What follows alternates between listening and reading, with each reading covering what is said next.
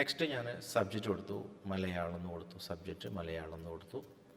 അതിനുശേഷം അടുത്ത സബ്ജക്റ്റ് മലയാളം എന്ന് ടൈപ്പ് ചെയ്യുമ്പോൾ നമുക്ക് ഈ സെല്ലിനകത്ത് മുഴുവനായിട്ട് ഇതിൽ കൊള്ളുന്നില്ല.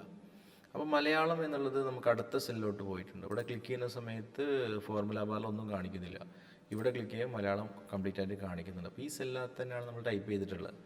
ഇവിടെ ജസ്റ്റ് ഈ രണ്ട് കോളത്തിൻ്റെ സെൻട്രലായിട്ട് ഈ ഒരു ചിഹ്നം വരുമ്പോൾ, പ്ലസ് ചിഹ്നം വരുമ്പോൾ ഡബിൾ ക്ലിക്ക് ചെയ്യാം. അപ്പോൾ കറക്റ്റ് അളവിൽ നമുക്ക് കിട്ടും. അപ്പോൾ മലയാളം എന്നുള്ള ആ വേർഡ് എന്നുള്ള കംപ്ലീറ്റ് സ്പേസ്, കറക്റ്റ് സ്പേസാണ് നമുക്കവിടെ കിട്ടുന്നത്. അടുത്ത ഞാൻ മാത്സിന് കൊടുത്തു. അടുത്ത സബ്ജക്റ്റ് കൊടുത്തു. അടുത്ത സബ്ജക്റ്റ് കൊടുത്തു. ഓക്കെ.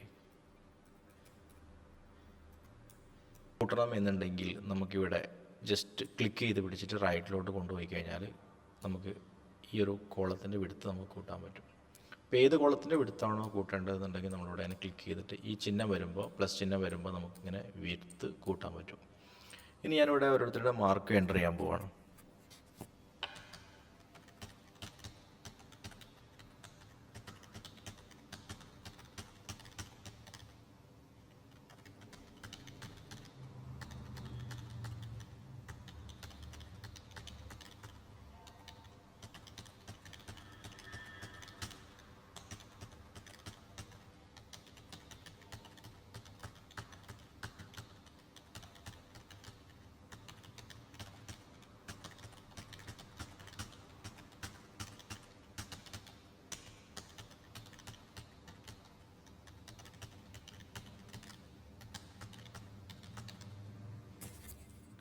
ഞാനിവിടെ എല്ലാ മാർക്കുകളും എൻ്റർ ചെയ്തിട്ടുണ്ട്. നമുക്കിവിടെ ടോട്ടൽ മാർക്ക് കാൽക്കുലേറ്റ് ചെയ്യണം.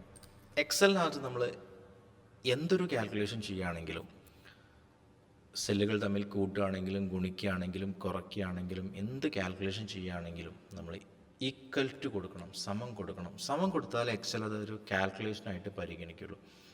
സമം കൊടുത്തതിന് ശേഷം നമുക്കിപ്പോൾ ടോട്ടൽ മാർക്ക് കാൽക്കുലേറ്റ് ചെയ്യണം. രാജുവിൻ്റെ ടോട്ടൽ മാർക്ക് കാൽക്കുലേറ്റ് ചെയ്യണം. അപ്പോൾ നമ്മളുടെ 45 + 55 + 66 + 25 + 56 + 25 ഇത് നമ്മൾ രാജുവിന് ഓരോ സബ്ജക്റ്റിലും കിട്ടിയ ഈ മാർക്കുകൾ തമ്മിലാണ് നോർമലി നമ്മൾ കൂട്ടേണ്ടത്.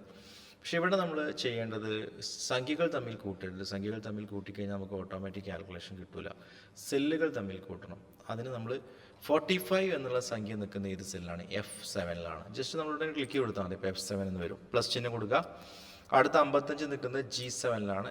പ്ലസ് ചിഹ്നം കൊടുക്കുക. അടുത്തത് X7 + I7 + J7 + K7. ഇനി പ്ലസിൻ്റെ ആവശ്യമില്ല, കഴിഞ്ഞു. ഇനി നമ്മൾ ചെയ്യേണ്ടത് കീബോർഡിൽ എൻ്റർ കീ പ്രസ് ചെയ്യണം. എൻ്റർ കീ പ്രസ് ചെയ്താൽ നമുക്കിവിടെ ആൻസർ കിട്ടും 272. 272 എന്നാണ് ഇവിടെ സെല്ലിൽ. പക്ഷേ നമ്മൾ ഫോർമുല ബാറിൽ കാണിക്കുന്നത് നമ്മൾ കൊടുത്ത ഇക്വേഷനാണ് കാണിക്കുന്നത്. ഓക്കെ, നമ്മൾ കൊടുത്ത ഫോർമുലയാണ് ഇവിടെ കാണിക്കുന്നത്. ഇനി ഈ ആൻസറിൽ നമുക്ക് കിട്ടിയ ആൻസർ കിട്ടിയല്ലോ, നമുക്ക് ടോട്ടൽ കിട്ടിയിട്ടുണ്ടല്ലോ. ഇതിൽ ജസ്റ്റ് ഈ പോയിന്റിൽ മൗസ് കൊണ്ടുവന്ന് വെച്ച് കഴിഞ്ഞാൽ മൗസിൻ്റെ ചിഹ്നം ഇങ്ങനെ ഒരു പ്ലസ് ചിഹ്നം, ബ്ലാക്ക് കളറിൽ പ്ലസ് ചിഹ്നം വരും. ഇവിടെ ഡബിൾ ക്ലിക്ക് ചെയ്ത് കഴിഞ്ഞാൽ ബാക്കിയുള്ള ടോട്ടലൊക്കെ ഓട്ടോമാറ്റിക്കായിട്ട് വരും. ഇവിടെ നമുക്ക് താഴെ എത്ര സ്റ്റുഡൻസ് ഉണ്ടെങ്കിലും, ഇപ്പോൾ 400 500 സ്റ്റുഡൻസ് ഉണ്ടെങ്കിലും ഒരൊറ്റ ടോട്ടൽ കാൽക്കുലേറ്റ് ചെയ്താൽ മതി. ടോട്ടൽ മാർക്ക് കണ്ടാൽ മതി, ബാക്കി ഓട്ടോമാറ്റിക്കായിട്ട് വരും. നമ്മൾ ജസ്റ്റ് ഒന്ന് ഡബിൾ ക്ലിക്ക് ചെയ്ത് കൊടുത്താൽ മതി. ആ പോയിന്റിൽ ഡബിൾ ക്ലിക്ക് ചെയ്താൽ മതി. ഓക്കെ, നമ്മൾ എക്സൽ സെല്ലുകൾ തമ്മിലുള്ള കാൽക്കുലേഷന് വേണ്ടിയിട്ടാണ് നമ്മൾ എക്സൽ എന്ന് പറയുന്ന സോഫ്റ്റ്വെയർ ഡെവലപ്പ് ചെയ്തിട്ടുള്ള. സെല്ലുകൾ തമ്മിൽ കാൽക്കുലേഷനാണ് ചെയ്യാൻ. സംഖ്യകൾ തമ്മിൽ നമുക്ക് കാൽക്കുലേറ്റ് ചെയ്യാം, പക്ഷേ ആൻസർ കിട്ടും. ഇവിടെ നമ്മളിവിടെ സമം നിർബന്ധമാണ്. എങ്ങനെ കാൽക്കുലേറ്റ് ചെയ്യണം? സമം നിർബന്ധമാണ്. ഞാനിപ്പോൾ 45 + 55 + 66 + 25 + 56 + 25 നമുക്കിവിടെ ആൻസർ കിട്ടി. 272 കിട്ടി, കറക്റ്റ് ആൻസർ കിട്ടി.